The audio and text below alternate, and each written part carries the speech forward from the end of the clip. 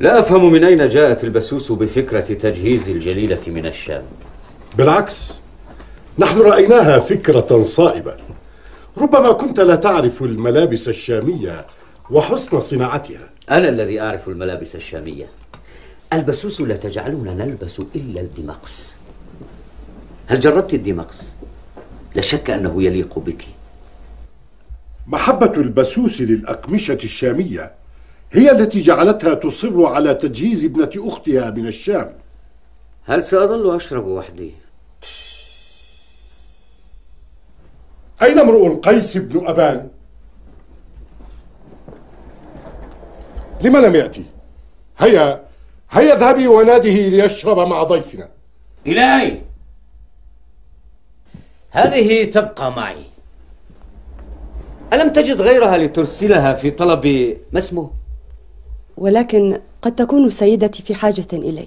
عند أبيها من يخدمها غيرك. أنت تظلين إلى جانبي. ثم ألا تعرفين أن كأس الشراب يحتاج إلى وجه جميل؟ لما لا تشاركينني الشراب يا حلوتي؟ لا أطيق الشراب يا سيدي. هذا يعني أنك جربته. جربته مرة فكدت أن أموت. حسن، يمكنك أن ترقصي. أنا أرقص؟ نعم ترقصين. صدقني يا سيدي، أنا لم أرقص في حياتي كلها.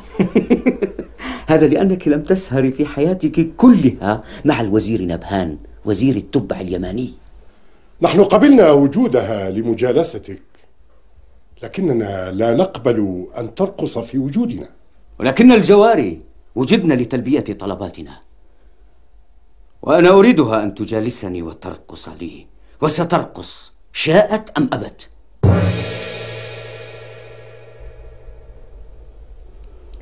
إن كان سيدي يصر على أن أرقص فيجب أن أشرب قليلا كي أجاره في نشوته. أحسنتِ. لا يا جليلة، لا نستطيع أن نطلب هذا من امرئ القيس. صحيح أنه يعيننا، ولكن لا تنسي أنه امرؤ القيس بن أبان. إنه من أشراف العرب وأغناهم، ليس تابعا لنا أو لأحد. إنه يتطوع في هذه المغامرة ويتبرع بثروة لا يستهان بها. أنا لا أطلب إلا أن يكمل ما يفعله معنا، ولا أطلب إلا أن يذهب إلى تخوم الشام لكي يعيق قدوم البسوس. لا يا جليلة. الحقونا، نحن في ورطة. ماذا جرى؟ الوزير نبهان سكران وقد راح يضايق الزهراء. جزاز، لا شيء لا شيء، أنا سأتصرف. ماذا ستتصرف؟ قل لي ما الأمر. بصراحة إن الوزير نبهان قد سكر وهو يضايق الزهراء. اشربي. ابقيا أنتما هنا، نحن سنتصرف. تصرفوا، يفضل أن تتصرفوا. جساس، انتبه لتصرفاتك. سأحاول، ولكن ألا نغامر بهذا كله من أجل الكرامة؟ ما الفائدة إذا كنا سنهدرها من هنا؟ تصرفوا بما ترونه مناسبا وأنا موافق. ألغوا الخطة كلها إذا أحببتم. لن نلغي شيئا، انتظروني. ما هذا؟ منذ متى تشربين وتجالسين الغرباء دون إذني؟ إنهم يحاولون أن يرفهوا عني يا سيدي. فليرفهوا عنك بغير وصيفتي. هيا اذهبي من هنا.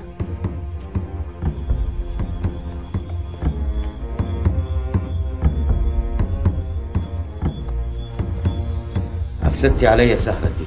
أنت لست هنا لتسهر وتسكر يا نبهان، أنت هنا لمرافقتي للملك. ولكنني اخلص! أنا لم أسمح بتقديم الشراب. أنت ماذا أيها الوزير؟ قل للملكة أنت ماذا؟ من أزعج ضيفي؟ أحضر الطعام للضيوف. يجب أن يناموا باكرا لأننا قد نستيقظ ونرحل عند الفجر خشية أن ترتكب حماقات أخرى.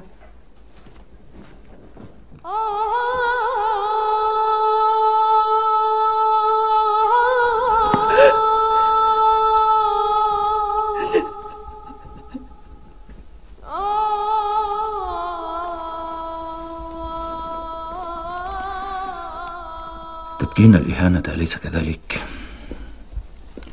معك حق، ولكن أعدك بغسل هذه الإهانة وليس بأقل من الدم. عذبتك معي، ولكن أرجو أن تصدقيني بأنني لا أطالبك بهذه التضحية لأنني أريد جليلة فقط، بل كنت سأفعل الشيء ذاته لو أن الطلب جاء لأية امرأة أخرى من قبائلنا.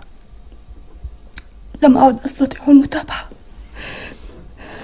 أرجو أن تتفهم طلبي. تريدين الانسحاب؟ أنا تعبت يا وائل، تعبت، سامحني. أفهمك يا زهراء، أفهمك.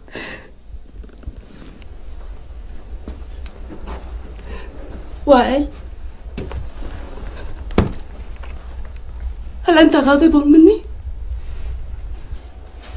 لا يا زهراء، بالعكس أنا ممتن، وقد تحملت أكثر مما كنت أريد.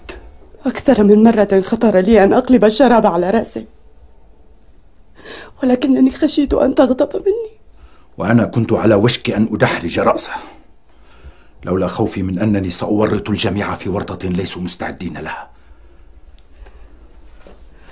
وائل، بدأت أخاف من هذه المغامرة، فيها شيء غير مقبول. أخي وحبيبي، افرض أنكم تسللتم إلى قصر التبع اليماني، أليس لكي تقتلوه؟ ألن تقوم الحرب بعدها؟ هذه هي، فلتقم منذ الآن. الأمر يختلف يا زهراء، أنتم لا تعرفون معنى القيادة، أنا أعرفها. حين تكون هناك حرب وننجح في قتل القائد، فإن الحرب تحسم نتيجتها ويصبح الجيش دون قائد، ولن يبقى بينهم من يرغب في متابعة القتال. ويكون الخطر قد زال عن الجليلة؟ وعن نساء القبائل كلها. لا يا أخي، لا، إياك وأن تفكر في هذا الموضوع مرة أخرى. ليس من المعقول أن تتعرض أختي لمغامرة كهذه وأظل أنا دون حراك أو معونة. أنت ترى أن حولي من الفرسان ما يكفي. هناك إخوتك، وهناك وائل وإخوته. وأنا؟ أنت تبقى هنا عند خالك إلى أن تسترد عافيتك.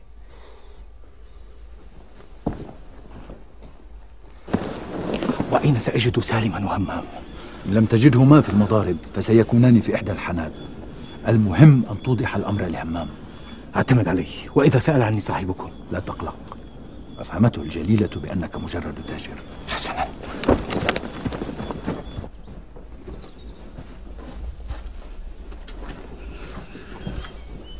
ما بك؟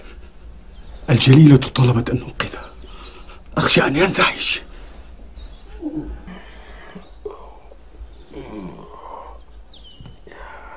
حمدا للسماء، هو يستيقظ بنفسه.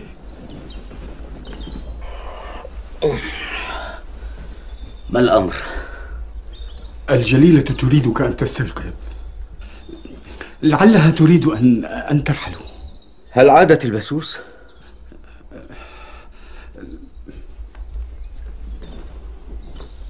لا، لم تعد بعد. هل سنسافر قبل أن تصل؟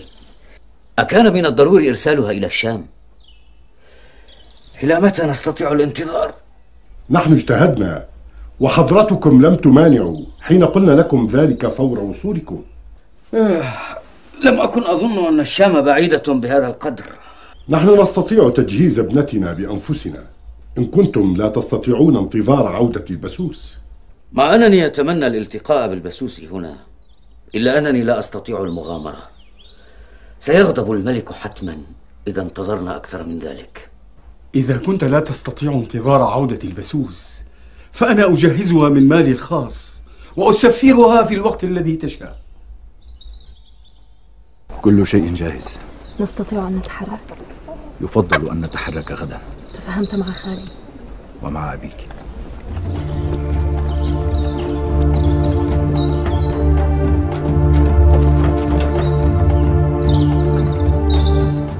أتظن أنها ما زالت غاضبة مني؟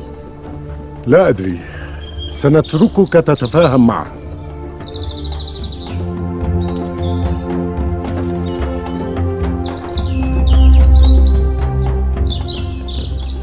لا أظن أن مولاتي ما زالت غاضبة مني طالما كانت تقف مع مهرجها. هل صحوت من سكرتك؟ أرجو المعذرة يا مولاتي. لا بأس، انتهت الأمور على خير. متى تأمر مولاتي بالرحيل؟ لم نعد نستطيع انتظار البسوس. متى تستطيع التجهيز يا خالي؟ غدا سيكون كل شيء جاهز، تعالي وانظري.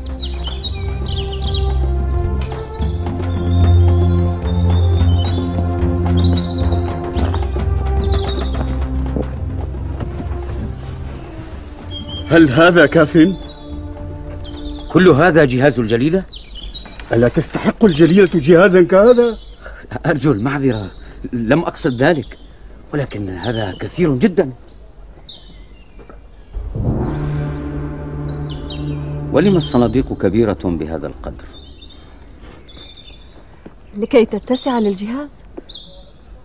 لو أننا جلبنا صناديق صغيرة لاحتجنا إلى أضعاف هذا العدد. أتظن هذا كافيا؟ كاف فقط، حتى الملك لن يخطر له جهاز أكبر من هذا. إذا كان هذا رأي الوزير نبهان فلماذا انتظار عودة البسوس؟ غدا نسافر، سواء عادت البسوس أم لم تعد، وإذا جاءت بعد ذهابنا سيرسلها أبي وراءنا إلى اليمن. عفوا يا مولاتي، هل ستسافر الحاشية معك؟ أية حاشية؟